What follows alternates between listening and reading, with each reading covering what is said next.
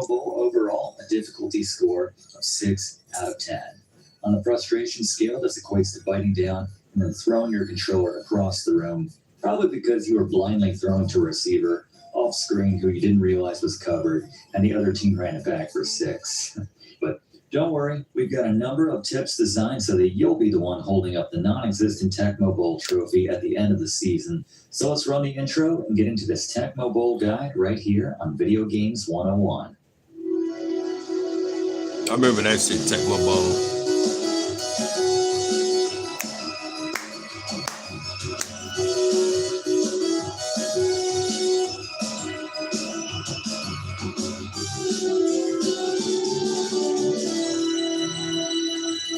My 5-figure baby. Speaking, I think there is a trophy. But anyway, as we get into the game, you'll see there's 3 options: the self-explanatory 1 and 2 player modes, as well as coach mode. In the latter, you simply pick the plays while the actual play on the field is simulated by the computer for both teams in real time. I'm sure there were some kids who were all about the X's and O's and thus loved coach mode. I always saw it as what you did if you had some late homework to get done and thus couldn't fully devote your attention to the game, but still wanted to feed your NES addiction somehow. But anyway, we'll be playing single player mode, obviously, and I'll be inputting a password here to take us straight to the Tecmo Bowl, their version of the Super Bowl. Now, I mentioned that Doc Lewis is going to swing by a little bit later and share with us his power rankings for the top 5 teams to play as here in Tecmo Bowl. I'm going to tip our hand just a little bit and say that we're going to be playing as the Chicago team. They are very balanced on both sides of the ball. We'll let Doc talk more about that a little bit later, but this is the password to take Chicago to the championship, in this case against the nondescript New York team. There you go. Got to get the plug-in Tecmo does for Rygar. Game we've done a class on recently here on Video Games 101. You can check that out by the playlist in the description.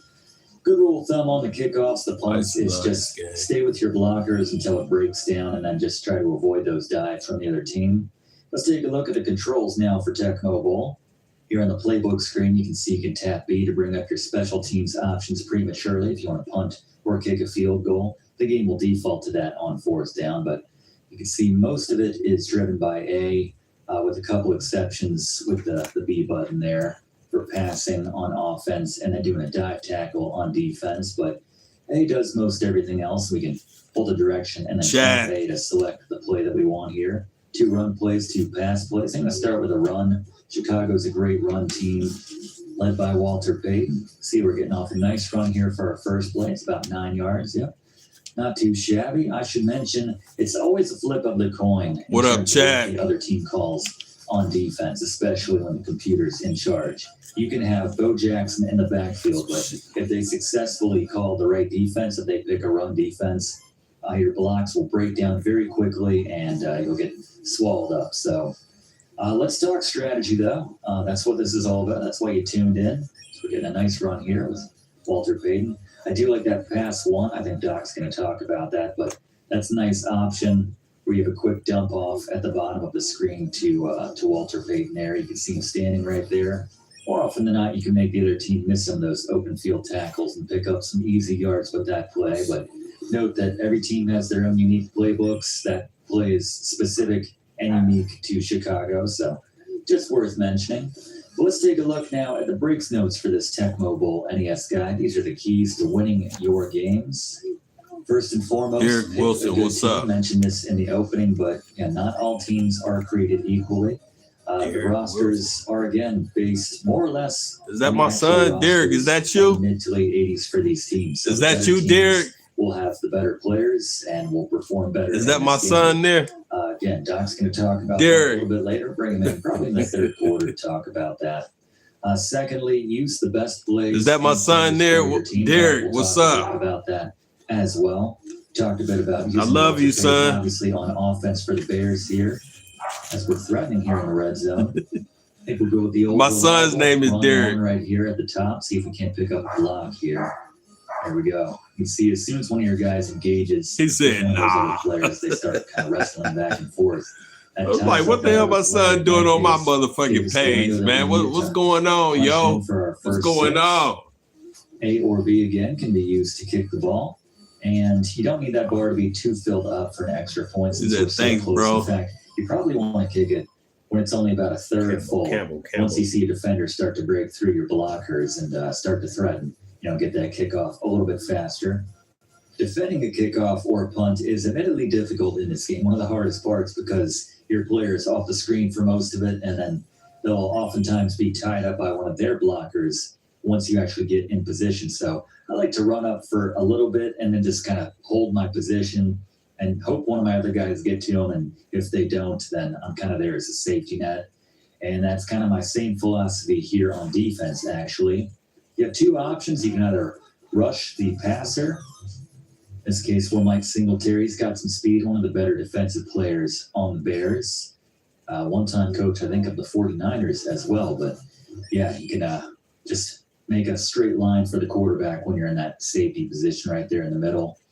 The other strategy, which I kind of fall back on more often, is playing as one of the cornerbacks, those guys on the far left, and just kind of being that last line of defense, hoping your guys up front can get to the quarterback or the running back. But if not, you're there to stop them when they break through, hopefully. Or if they go for the pass, you're there to defend that as well.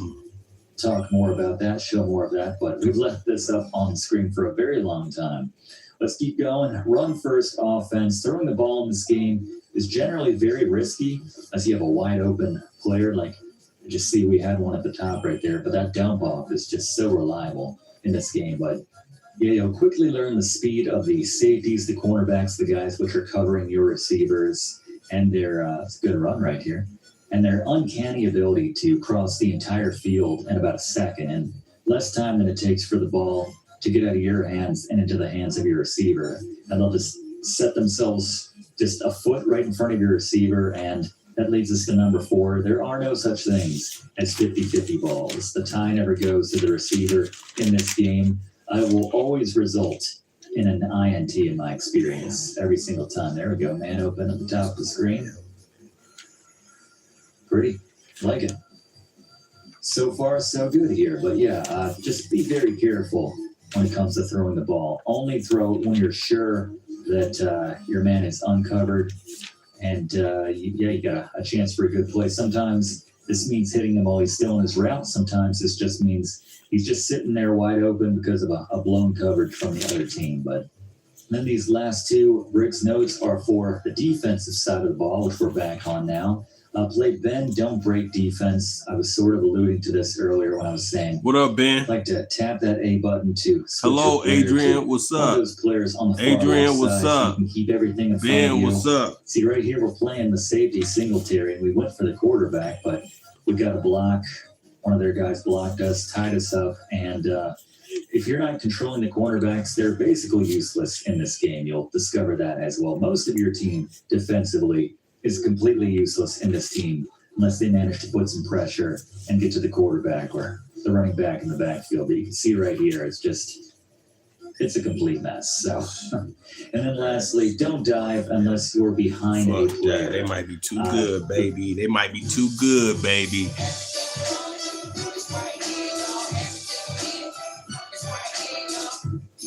Lafayette.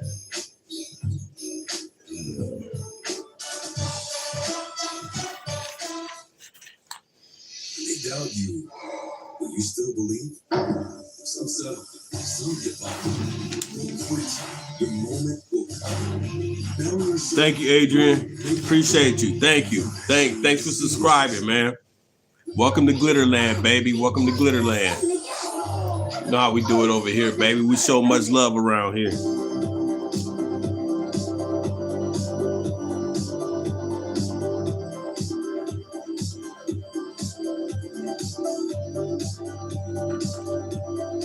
Where is that team at? Trying to find some shit real quick, y'all. Bills will do while it's empty. What do? I've got Bridget. They got my back. How everybody doing today? What's up? Cash in minutes. No credit check. What's no up, Chad? And no interest. Just tap, get cash, and breathe easy, y'all. Pay Bridget back. What's up, Chad? How everybody doing today? Now remember, Bridget is a transparent, affordable way to help you stay on track with your finances. Download Bridget today. The dive angles that your player will go for, 99% of the time, they will dive where the ball carrier was a split second ago. And unless you hit them directly on, which you can only do from coming in from behind, so you can hit them with that nice straight line, you're going to miss that tackle. So just what I recommend. You can see playing the corner right there. That worked pretty well. We were able to minimize the damage. And I always recommend when you're trying to block a field goal, be the guy in this position. Just run straight for the kicker. And if you don't actually get to the ball, there's a good chance you will force them to kick it sooner. And in that case, there was not enough leg on that, and they missed the kick. Should mention, just like every position in this game, the best quarterbacks, they throw the ball faster. The best kickers can kick the ball farther. The best punters can kick the ball farther. It's kind of ridiculous, actually. You'll see, the best punters in this game will fill up the bar, maybe 25%, and yet the thing goes 50-some yards. It's kind of amazing, actually. But so we got another 38 seconds here in this first half, still pitching a shutout, courtesy of that vaunted 80s Bears defense. And the 14 points mostly coming from the legs of Mr. Walter Payton here. Again, it's not often when you get one of those opportunities at the top of the field, especially with the Bears, but when you see it, you got to take it. You also find that pocket collapses very quickly. There we go. Another 6 for Walter Payton. He's having himself a day. But yes, if they call pass play and you're picking a pass play, then there's not much you can do about that. Even that will dump off to Walter Payton. And oftentimes that's probably the one safe throw I would recommend trying to make in that situation. But a lot of times when they have that blitz rush coming at you and you don't have a lot of time to react, and that's when you make those mental mistakes. You force those throws that you would normally make. Don't have time to check and make sure your receiver is open. And again, no 50-50 balls, no such thing. They will always intercept it if they're anywhere in the vicinity of that ball. So just 10 seconds left in the half. Let's just make sure, once again, we don't give up any big plays here. Keep everything in front of us. Got Ron Rivera on the team, too. A couple future head coaches in the NFL here on this Bears defense. That Ron Rivera a few years ago actually to tie up this guy. It'd be nice if the clock kept moving, but you can see it only moves once the ball is actually in play. There are no timeouts. The half should be over, but curious to see who they've got lined up for the halftime show here. And this is not a good situation here. All right, so that was a strategic move right there, and just kind of running with the defender and making sure that blocker didn't tie me up. I think that's what saved 6 or 7 points right there, was just basically waiting for that ball carrier to overtake the blocker so that I could tie him up and take him down. But there you go. Something for everybody in the halftime show. Didn't go all out for the Tecmo Bowl halftime performance, sponsored by Pepsi, or probably wasn't licensed, Perpsy, Dr. Topper, whatever you got, whatever your generic supermarket soda brand of choice is. But anyway, I'll say this again, as I always do when this man joins us. We have the best booking agent in the game. But once again, let's give a warm welcome to our guest TA for the day, Doc Lewis, everyone. Welcome back, Doc. Good to see you. Thank you very much, Professor. Always good to be back here with you, and on this case, put some of my experience on the gridiron to good use. How did you play back in the day, Doc? I did play a fair amount at the college level. I did spend some time as an assistant coach for the Brooklyn Maulers in the early 80s, so I scouted a lot of these players when they were on their way up, but my calling was elsewhere as I got into managing fires and attached my wagon to a fiery up-and-comer named Little Mac. And, well, you know the rest. I certainly do. Well, if you're ready, how about you share with us your power rankings for the top 5 best teams here in Tecmo Bowl? Very happy to. All right, so at number 5, we're starting out with the Los Angeles Raiders. Now, Professor, you know, they say it's a team game, but that's not the case for the Los Angeles Raiders, who are all about the Bo Show. He is the fastest running back in the game, allowing him to embarrass and at times literally run circles around the would-be defenders trying to bring him down. Add in the luxury that you don't have to worry about INTs when getting Bo the ball, and you'll be daring the opposing defensive coordinator to call 4 run-stop plays in a row. It goes without saying that Run 1, a.k.a. the Bo Jackson play, is Los Angeles' best play of the bunch. Now, while the play is designed to attack the left or top side of the field, don't be afraid to reverse course when you see a path through your blockers on the lower half of the screen.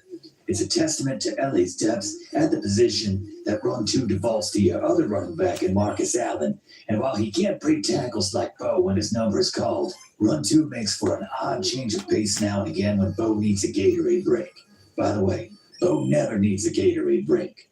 On the other side of the ball, you've got defensive lineman turned analyst Howie Long, who I like for attacking the line and breaking through.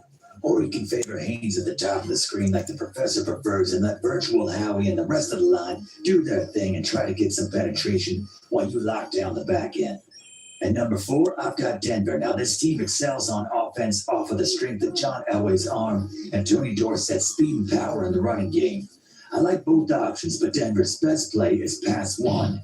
And while it only features a 3-receiver set, your main 2 options and their routes with little hooks to break from their defenders. If you have the time to make the throw and can master the timing, not to mention make one defender miss after the completion, this will result in a huge gain, if not 6 points, for the Mile High faithful. I also appreciate that one of Denver's top defensive players in Rulon Jones just happens to be in the default pre-snap position for your cursor. So this is good for the lazier player who just likes to blow up the line and hopefully the running back and quarterback with it. At number 3, I've got my New York Giants. If you're a defensively minded player, you can't do much better than this team. With Lawrence Taylor and Carl Banks rushing on either side of the line, they dominate the line of scrimmage with one or both of them generally getting home to the opposing quarterback or running back for a significant loss. Personally, I like to call a majority of pass defense plays, switch to LT before the snap, and rush the quarterback or running back, hoping that the corners and safeties can keep the receivers locked down, or at worst, keep everything in front of them. You'll blow up the play more often than not with arguably the most gifted defensive player in the game in LT, which keeps the scoring at a minimum, which is good because they're not the most skilled offensively on the other side. Now, Phil Simms is a capable passer with some deep options over the top, but without the elite arm talent of some of the other quarterbacks on this list, I prefer handing the ball off to their more than capable running back Joe Morris with their best play, Run 2, attacking the right side and trying to make those defenders miss. Hi, Freddie. What's up? What's up, Freddie? If you're looking to attack by air, there's no better team than San Francisco. Joe Montana gets the ball to his receivers fast, and just about the only receiver I trust to throw off screen to outrun his defender. The fastest receiver in the game, Jerry Rice, will take it from there.